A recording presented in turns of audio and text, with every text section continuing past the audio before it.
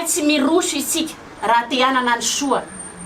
Ankinina amin'ireto olom-boafidy vaovao ireto ny fanorenana fotodrafitrasa isan-karazany, ny stade, ny centre de formation sy ny sisa satria fantatsika tsara fa efa misy ny famatsiam-bola omeny fifany amin'izany koa dia miandry anareo, miandry ny projet zay hoentinareo izy ireo. Napetraka aminareo ny fampandrosoana ny baolina kitra eto amintsika.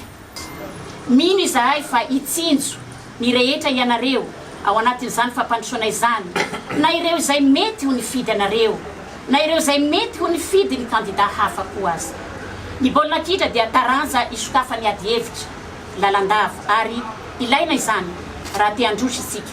Nefa ny baolina kitra koa amin'ny mahalala ho azy dia tokony ampiasaina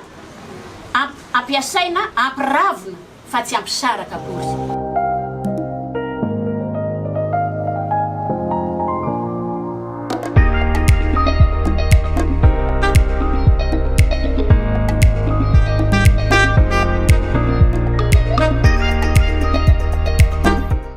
Tiatsika ny baolina kitra andao ampandeferana ny ampo anangana zavatra vaovaotsika mba hosoa ho an'ireo taranakitsika.